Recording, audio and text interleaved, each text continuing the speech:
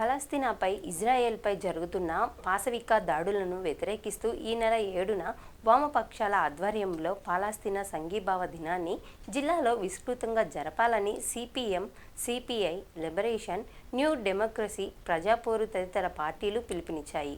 నేడు 2/7 బ్రాడీపేటలోని సిపిఎం జిల్లా కార్యాలయంలో వామపక్ష పార్టీల సమావేశం జరిగింది. ఈ సందర్భంగా వారు మాట్లాడుతూ గాజా పట్టణంపై ఇజ్రాయెల్ దాడి ప్రారంభించి 7వ తేదీ నాటికి సంవత్సరం పూర్తవుతుందని, ఈ దాడిలో సుమారు 80,000 మందికి పైగా మరణించారని ప్రముఖ మెడికల్ జర్నల్ ల్యాన్సెట్ అంచనా వేసింది. అధికార లెక్కలు మాత్రం 45,000 మంది లెబనాన్ పౌరులు మరణించారని ప్రకటించింది అని అన్నారు. ఈ సమావేశంలో సిపిఎం, సిపిఐ జిల్లా కార్యదర్శులు పాసం రామారావు, జంగాల అజయ్ కుమార్ తదితరులు పాల్గొన్నారు.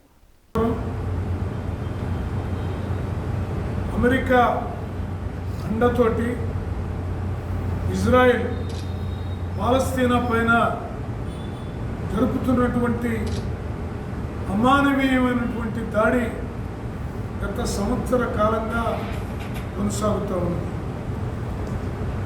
ఎవరు చెప్పినా, అంతర్జాతీయ న్యాయస్థానం చెప్పినా, అలాగే పౌర హక్కుల సంఘాలు చెప్పినా, ప్రపంచంలో ఉన్నటువంటి ఎక్కువ దేశాలు చెప్పినా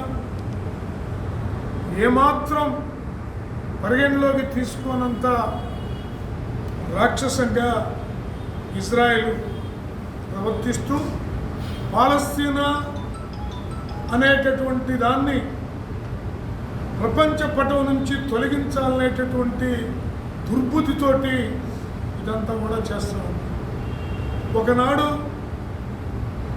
ఇజ్రాయెల్ అనేటటువంటిది రేఖామాత్రంగా కూడా చూస్తే కనపడినంత చిన్నగా ఉండే ఇజ్రాయెల్ ఈ రోజున ఇంత పెద్ద భూభాగాన్ని సమకూర్చుకోవడానికి పాలస్తీనా పైన అరాచకంగా, పైశాచికంగా దాడి చేసి వాళ్ళ యొక్క భూభాగాన్ని స్వాధీనం చేసుకొని మళ్ళీ గత సంవత్సరం 7వ తేదీ నుంచి మళ్ళీ కొనసాగిస్తూ ఇంకా ఎక్కువ ఆక్రమించుకోవడానికి పాలస్తీనాలో ఉన్నటువంటి వాళ్ళందరినీ కూడా పెద్ద పెద్ద దాడులు చూస్తూ ఉన్నాం.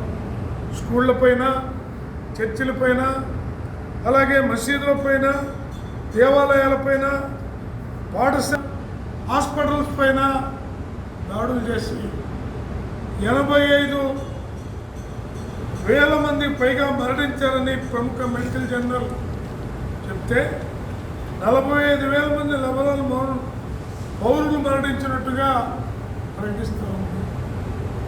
ఇదంతా కూడా చూస్తూ ఉంటే ప్రపంచంలో ఉన్నటువంటి చిన్న దేశాలు సామ్రాజ్యవాద దూకుడుతోటి బలైపోయేటటువంటి ప్రమాదం నుంచి పాలస్తీనాను రక్షించాలనేటటువంటి లక్ష్యంతో ప్రపంచం యావత్తు కూడా ఆలోచిస్తుంది. అందులో భాగంగా మన దగ్గర కూడా ఈ రోజున వామపక్ష పార్టీల సమావేశం సిపిఎం కార్యాలయంలో జరిగింది. ఈ నెల 7వ తేదీన అన్ని నియోజకవర్గ కేంద్రాల్లో ఇజ్రాయెల్ యుద్ధ